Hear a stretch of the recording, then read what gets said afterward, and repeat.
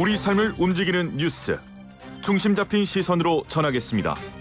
황보선의 출발 새아침. 네, YTN 라디오 황보선의 출발 새아침 4부 시작합니다. 오늘은 올 한 해 마무리하면서 정부의 부동산 정책 짚어보고 있는데요. 이번에는 참여정부 초대 건설교통부 장관으로서 부동산 정책을 진두지휘했던 건전재정포럼의 최종찬 대표 연결해서 정부의 부동산 정책 평가하고 또 앞으로 나갈 방향 짚어보겠습니다. 최 대표님 안녕하십니까? 네, 안녕하세요. 예.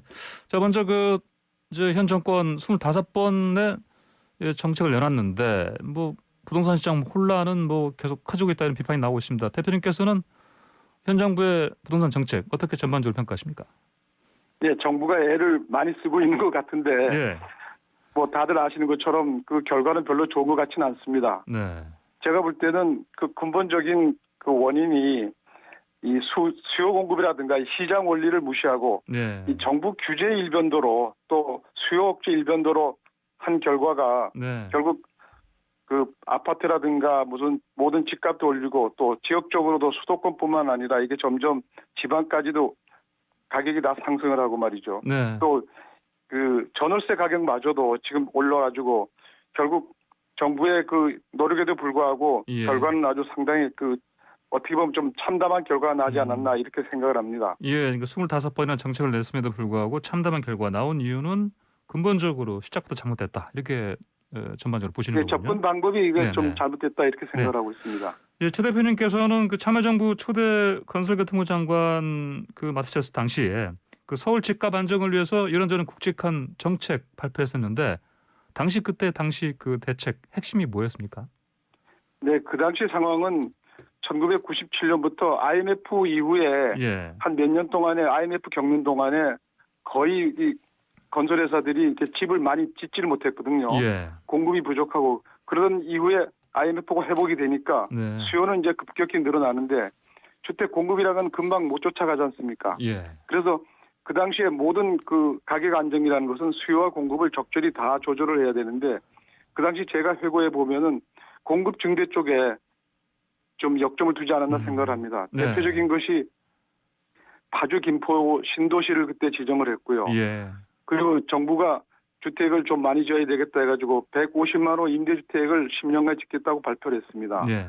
그리고 저소득층을 위해 가지고 처음으로 10년간 장기 임대주택 제도를 그때 50만 호 공급하겠다는 계획을 그때 네. 마련했죠. 예. 그리고 이제 수요 억제를 위해서는 그 재분착 재건축에 대한 분양권 전매가 심했기 때문에 예. 그 전매 제한 조치도 하고. 근데 제가 생각할 때는 그 당시 상황으로 보면은 공급이 상당히 중요하기 때문에 저는 시대에 따라 다릅니다만은 예. 수요 공급을 적절히 다 조절해야 되는데 공급이 필요할 때는 공급을 늘려야 된다고 생각을 합니다. 예. 그래서 제 기억에 그때 국회에서도 가격이 좀 오르고 그러니까 분양가 상한제라든가 원가 네. 공개해야 되겠다는 게 국회의원입법으로 거의 통과 직전에 있었어요. 예. 그래서 이게 의원입법이기 때문에 정부 보고 이제 의견을 물어보길래 저는 아주 적극적으로 반대를 했습니다. 네, 원가 공개 이것은 반대하셨죠. 원가 공개라든가 분양가 예. 상한제 그 이후에 제가 그만둔 다음에 한참 후에 결국은 입법이 됐는데 예. 그때 제가 반대한 논리는 지금 공급이 부족한 시대에 예. 분양가 상한제와 원가 공개가 이게 공급 증대에 이게 과연 맞는 정책이냐 네. 그렇게 설득을 했더니까 제가 있는 동안에는 국회에서도 이게 의결이 안 되고 한참 이후에 그 이후에 또 기어이 또 입법을 만들었더만요. 그러면은 이제 되돌아보셨을 때 당시 장관으로서 내놓으셨던 이 정책 방향이 그대로 유지됐다면은 그나마 큰 문제가 없었을 텐데. 근데 결국은 보니까 집값 안정이라는 목표는 결국은 이루지 못했다. 이렇게 봐야 되지 않겠습니까? 되돌아보셨을 때 어떤 점이 특히 아쉬우십니까? 근데 제가 이제 토대 참여정부 때 장관을 예. 하고 나와서 예. 그 이후의 정책에 대해서는 제가 소상히 내용을 모르기 때문에 네네네. 참여정부 전체 정책에 대한 평가를 할 수는 없습니다만은 네. 기본적으로 이 모든 정책이라는 거는 시장 원리, 주요 수요 공급에 충실해가지고 예. 거기에 맞추면 돼야 된다고 생각합니다. 근데 네. 그 이후에 조금 정책적인 면에서 그런 근본 어떤 원리에 예. 좀 어긋난 면도 없지 않아 있지 않았나 이렇게 생각을 하고 있습니다. 네, 부동산 정책은 그 밑바탕에 항상 시장 원리를 아니, 고려해서 부동산뿐만 아니라 모든 네네. 가격은 네, 사람들이 부동산 가격은 무슨 저게 예외가 있는 것처럼 생각을 하는데 예, 집값이 올라간다든가 또 임대료가 올라간다든가 하면은 집값이 올라가는 거는 공급이 수요에 비해서 모자린다거나 또 네. 전월세도 마찬가지라고 봅니다. 예. 임대주택이 수요에 비해서 모자리면 임대주택이 늘리는 방법 외에는 가격이 안정될 방법이 없거든요. 예, 근데 지금 많은 분들이 부동산 정책은 일반 경제 원리하고 다른 원리가 적용되는 것처럼 오해를 하고 있는데 예, 다른 가격과 마찬가지입니다.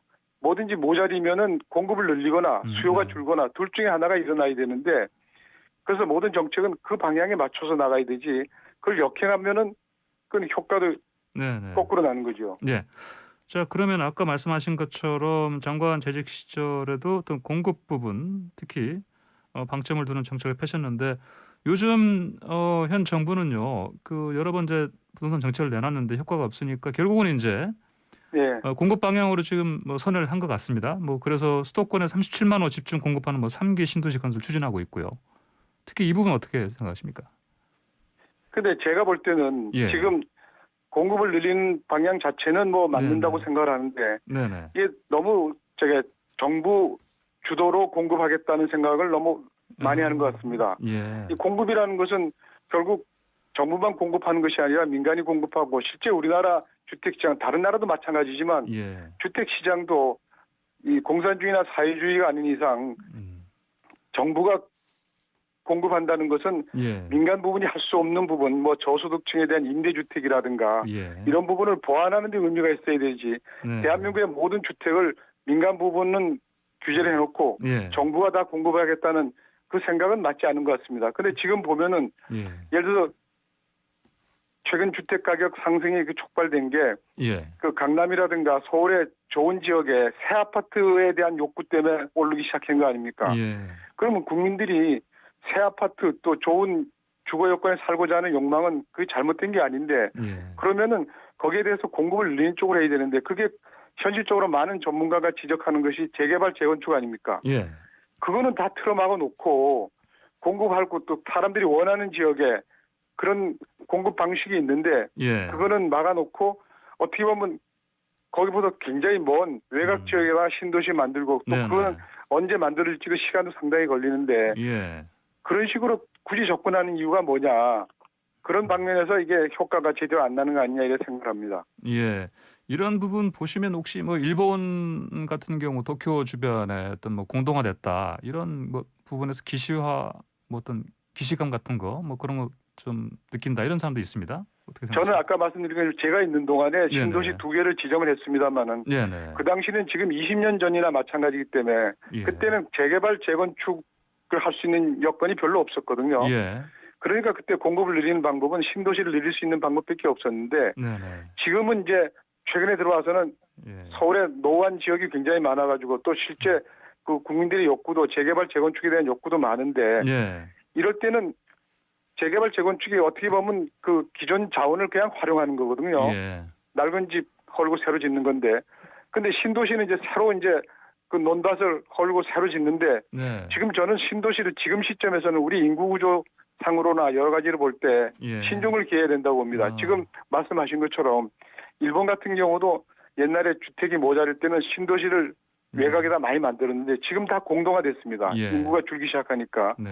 그 우리도 마찬가지로 금년부터 이 저출산으로 인구가 줄 가능성이 있다는 거 아닙니까? 예. 그리고 20년, 30년 후에 보면은 분명히 인구가 많이 줄게 생겼는데 이런 판에 재개발 재건축 할 수 있는 공급 여건이 있는데도 불구하고 예. 그거를 굳이 억제하고 외곽에다 신도시를 많이 만들었을 때 일본처럼 그리고 재개발 재건축은 시간이 지나면은 어차피 많은 부분이 일어날 텐데 예. 거기서 공급이 늘어나면은 밖에 있는 사람들이 그 도심이라든가 시내 쪽으로 많이 들어오면은 결국 외곽에 있는 주택들은 공동화될 가능성이 굉장히 크거든요. 예. 그 일본의 경험이 이미 공동화되고 있기 때문에 그걸 우리가 뻔히 보면서 계속해서 신도시를 새로 만드는 게 능사냐. 예. 저는 그런 점에서 보면은 좀 신중을 기해야 된다고 생각을 합니다. 예. 그 지금 말씀하신 것처럼 인구 감소도 지금 분명해진 상황이고요. 그다음에 또 이제 신도시라는 게 기본적으로 아까 말씀하신 것처럼 개발 비용 자체가 뭐 재건축이라든지 재개발보다 훨씬 높다. 또 이런 부분도 감안해야 되겠죠. 그러면? 그리고 요즘 말씀하는 것처럼 예, 예. 그게 어떻게 보면은 이 재활용이라든가 환경 파괴 면에서도 안 좋은 거 아닙니까? 네. 기존에 인프라가 돼 있는 지역에 용적률 옆에서 새로 짓는 것보다 네. 우리는 가뜩이나 가용할 토지가 적은데 네. 그런 데다가 허벌판을 새로 밀어가지고 새로 짓는 거는 네. 국가적인 면에서는 자원 면에서도 그게 별로 현명한 조치는 아니거든요. 예. 과거에는 궁여지책으로 인구는 늘어나는데 시내에서 재개발 재건축할 땅은 없고 그렇게 하니까 그 신도시라는 게 정당성이 있었는데 예. 그게 20년, 30년 전에는 정당성이 있는 방법도 예. 지금은 세상이 굉장히 많이 바꿔졌지 않습니까? 네. 그럼 거기에 맞춰가지고 또 우리가 일본의 예를 보고 있는 거거든요. 예. 그래서 그런 걸 보면은 예를 들어서 지금 수요 같은 것도 강남에 수요가 많으니까 분산해야 되는데 지금 예를 들어서 새로 신도시를 만드는 거 못지않게 예. 외곽에다가 정부가 계획하고 있는 GTX 같은 거 있지 않습니까? 예. 예. 그거를 빨리 조기 건설해가지고 당겨주면은 수요도 음. 분산이 되고 그게 사실상 공급 네. 증대 효과나 마찬가지인데 예. 그런 대안들도 적극적으로 검토를 했어야 되는 거 아니냐 그런 생각이 듭니다. 네네. 알겠습니다. 자, 다음으로요. 지금 정부가 행정수도 이전 쪽으로 좀 속도를 낼 것으로 보입니다. 네. 이게 이렇게 행정수도를 이전하는 거가 이른바 수도권 집중 현상 이거 좀 풀 수 있는 실마리 제공할 거다. 가능성 어떻게 보십니까? 우선 지금 말씀하신 것처럼 예. 수도권의 집값 문제 때문에 행정수도 이전을 네. 국회로 옮긴다 하는 것은 네. 그 발상부터가 네. 별로 건전하지 않은 것 같고요. 또 실효성 면에서도 지금 주요 핵심 부서라 볼 수 있는 경제부처라든가 국무총리실이 이게 다 행정수도로 갔지 않습니까? 세종시로. 네. 지금 더 옮긴다는 건 국회 하나 더 옮기는데 국회가 회의가 서울서 하던 게 세종시에서 한다 해가지고 이게 주택 가격에 얼마나 영향이 있겠느냐. 예. 저는 상당히 회의적이라고 봅니다. 예. 알겠습니다. 저 끝으로요. 지금 부동산 이 상황 이게 당장 어떻게 한꺼번에 해결은 안 되겠지만 당장 가장 필요한 거 뭐라고 보십니까? 저는 근본적으로 접근 방법을 바꿔서 예, 아까 말씀하신 모자리는 것처럼 거는 예. 공급을 늘려야 되니까 예. 재개발 재건축 같은 거를 우선 네. 언제까지 저렇게 막을 거냐. 네. 낡은 집을 그럼 이 정부는 막으면 다음 정부 때까지 30년 40년 동안 그 낡은 주택 지역을 그대로 놔둘 수 없지 않습니까? 예. 어차피 해야 될 건데 네네. 그게 또 공급을 늘리는 가장 어떻게 보면 실효성 있는 방법 중에 하나고요. 네. 그래서 공급을 늘리는 면에서 재개발 재건축 같은 것도 규제 완화를 하고 예. 그다음에 조금 전에 말씀하신 것처럼 수요 분산이라든가 이런 면에서 결국 외곽에 인프라를 잘해주면 수요도 네. 분산이 되지 자동 않습니까? 분산되니까요. 예. 네, 그래서 그런 교통요건, GTX 같은 것도 이미 해결돼 있는데 네. 그거를 조기에 좀 건설하도록 하고요. 네. 그다음에 또 하나는 임대차 3법 같은 것도 결국은 전월세가 안정이 되려면 전월세 공급이 늘어나야 되는데 그거 임차인만 생각을 했지 임대인 네. 입장을 전혀 생각 안 했잖아요. 네. 그러니까 그게 공급을 과연 늘리느냐 이런 얘기입니다. 지금 네. 제가 제일 걱정하는 것 중에 하나는 지금 정부의 정책은 보면은 앞으로 민간 임대주택 공급을 누가 할 거냐. 예. 지금 정부대로라면 1가구 1주택으로 나가야 된다 그러니까. 그리고 공공에서만 임대주택을 공급하는 것처럼 돼 있고 민간 임대주택은 다주택자를 죄악시해가지고 다 규제만 하는데 예. 앞으로 5년 10년 후에는 도대체 사람들은 집을 어디서 세를 얻을 수 있느냐. 예. 거기에 대한 근본 고민이 전혀 없는 것 같아요. 예. 알겠습니다. 그래서 그 문제도 좀 신축성 있게 해야 된다고 봅니다. 알겠습니다. 오늘 말씀 여기까지 듣겠습니다. 감사합니다. 네, 수고하셨습니다. 네. 네. 지금까지 건전재정포럼의 최종찬 대표였습니다. 중심 잡힌 시선, 따뜻한 공정의 가치로 세상을 바라보는 황보선의 출발 새 아침은 청취자 여러분과 함께합니다. 짧은 문자 50원, 긴 문자 100원의 유료 문자 우물정 0945, 우물정 0945로 여러분의 목소리를 들려주세요. 유튜브 보이는 라디오 댓글창, YTN 라디오 앱 채팅창을 통해서 무료로 참여하실 수 있습니다. 오늘 하루를 풍성하게 채워줄 이슈를 깊이 있게 전합니다. 황보선의 출발 새 아침. 네, 황보선의 출발 새 아침 부동산 특집 계속됩니다. 자, 한국경제TV 송면한 기자 지금 전화 연결돼 있죠? 안녕하십니까? 네, 안녕하세요. 예, 자, 올 한해 이제 방금 뭐 계속 우리가 이제 부동산 얘기하고 있는데 전반적으로 어떻게 평가하십니까? 네, 올 한해 부동산 시장 그 어느 때보다 정말 뜨거웠습니다. 네, 이 부동산과 또 관련한 신조어들 이런 것들도 굉장히 많이 생겨났는데요. 영끌. 예, 네, 영혼까지 끌어서 이제 집을 산다는 의미죠. 예, 그리고 또 이제 집값 상승세에서 이제 공황 상태에 빠져가지고 집을 산다라는 네. 의미의 패닉 바잉. 패닉바잉. 네. 네, 또 부동산 블루, 네. 뭐 전세 난민 등등 많은 말들이 참 많이 생겨났습니다. 송 기자는 이 가운데 해당되는 사항 있어요? 저는 다행히도 이 사항을 좀 비껴나갔는데, 네, 저도 부동산 블루에 좀 해당이 될 것 같습니다. 아, 네, 그렇군요. 자, 네. 근데 그러면 문제는 이 모두가 예. 이 집 문제로 인해서 조금 절망감과 또 상대적인 박탈감을 좀 반영하고 있다 이런 점이라고 좀 볼 수 있겠는데요. 예, 네, 문재인 대통령은 올해 1월 14일에 신년 기자회견에서 부동산 투기를 잡고 집값을 좀 안정시키겠다. 그리고 급격한 가격 상승이 있었던 것은 원상 회복돼야 한다. 네. 이렇게 강조한 바가 있었습니다. 네, 특히 이제 임기 내에는 부동산만큼은 확실히 잡겠다라고 네. 단언하기도 했었는데요.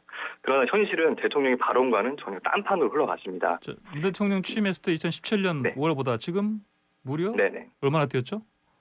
지금 그 당시보다는 무려 36.57%가 뛰었습니다. 거의 40% 육박하는 수준인데요. 예, 네, 결국에는 이 정부가 강력한 대책을 내놓을 때마다 네. 집값 상승세는 더 거세졌다 이렇게 네. 볼 수가 있을 것 같습니다. 누를수록 더 오히려 더 자라버리는 그런 상황이 됐네요 보니까.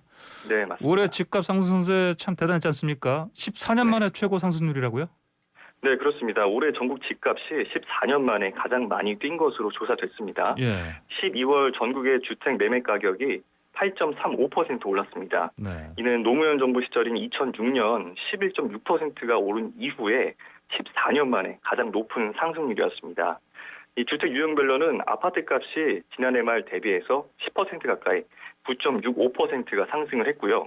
또 연립과 단독주택도 각각 6% 그리고 3%대 상승 흐름을 보였습니다. 네, 방금 말씀하신 것처럼 특히 아파트 값이 많이 올랐는데 이게 네. 정부 부동산 정책의 실패, 이거 특히 아파트 값 많이 오른 걸로 가늠해 볼 수 있다 이렇게 지적이 많지 않았습니까?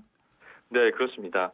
이 서울 아파트 중위 가격이 사상 처음으로 9억 원을 돌파한 것도 올해 큰 이슈 가운데 하나였는데요. 예, 잘 아시다시피 중위 가격은 이 네. 모든 주택을 가격 순으로 나열했을 때 이럴 시 한 가운데 가운데. 예, 5번, 네. 6번, 네, 네, 그렇습니다. 네. 위치하는 그 중간값이지 네, 않습니까? 네, 네.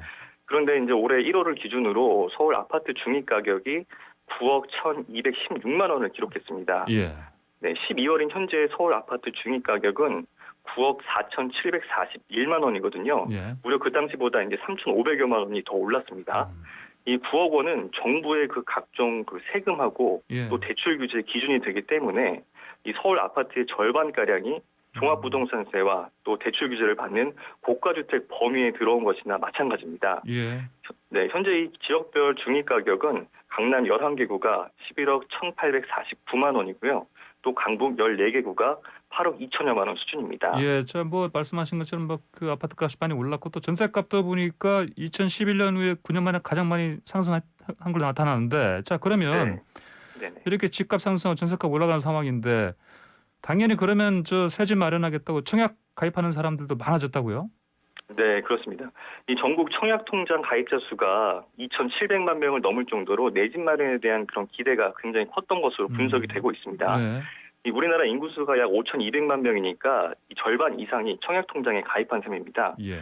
1순위 자격을 갖춘 가입자가 1,494만 8천여 명으로 전체의 55%를 차지했고요. 예. 이 지역별로는 인천과 경기 지역이 887만 7천여 명으로 가장 많았습니다. 네. 서울은 678만 5천여 명으로 그 뒤를 이었고요.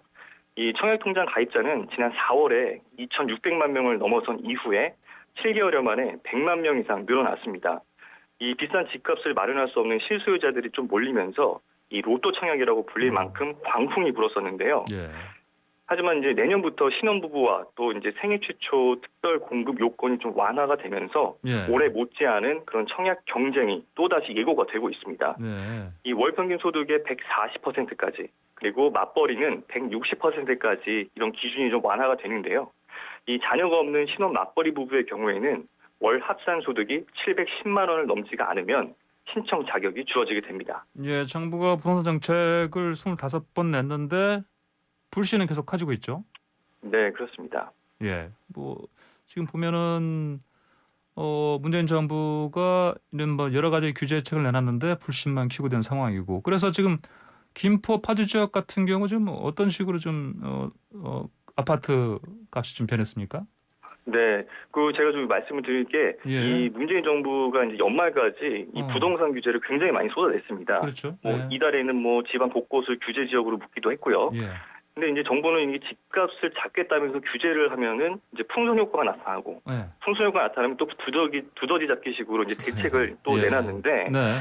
네, 이렇게 반복되는 규제에도 이 집값은 좀 고공행진을 이어갔습니다. 네. 결국에는 이제 부동산 이 규제가 집값을 못 잡는다라는 네. 그런 불신만 좀 더 키운 꼴이었고요. 예. 아까 말씀하셨던 것처럼 김포와 파주 지역을 좀 예로 들 수가 있는데, 예. 이 지난달 김포와 파주의 월간 아파트 매매 가격 지수가 전월 대비해서 각각 5.67% 그리고 1%씩 상승을 했습니다. 예.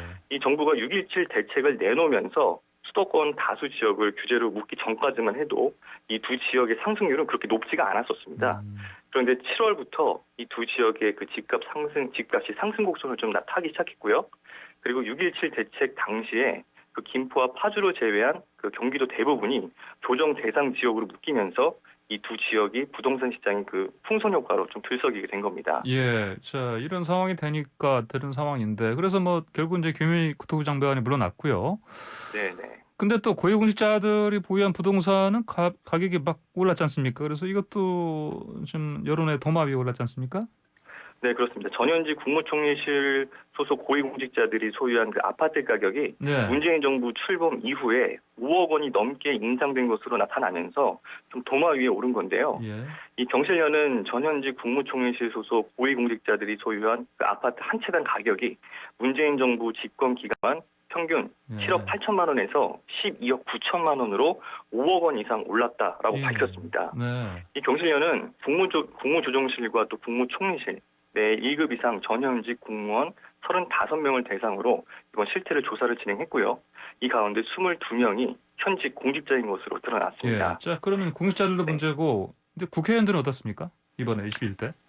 네, 이번 21대 국회 신규 등록된 그 국회의원 175명의 그 재산 내용을 살펴보니까 예. 이들의 평균 부동산 재산은 그 당선 전보다 당선 이후 더 늘어난 것으로 나타났습니다. 예. 얼마나요? 이- 예. 네, 이 국회의원이 입후보 당시 그 선관위에 신고한 부동산 재산 평균이 12억 4천만 원이었는데, 이 국회 사무처에 신고한, 그러니까 이제 국회의원이 된 이후에 신고한 부동산 재산 평균이 13억 3천만 원이었거든요. 예. 이를 볼 때 이 국회의원 당선 몇 개월 후에 이 부동산 재산이 약 1억 원 가까이 늘었다라는 것을 알 수가 있었습니다. 예, 알겠습니다. 송 기자, 오늘 얘기 여기까지 듣겠습니다. 감사합니다. 네, 감사합니다. 네, 한국인의 TV의 송민아 기자와 함께했습니다.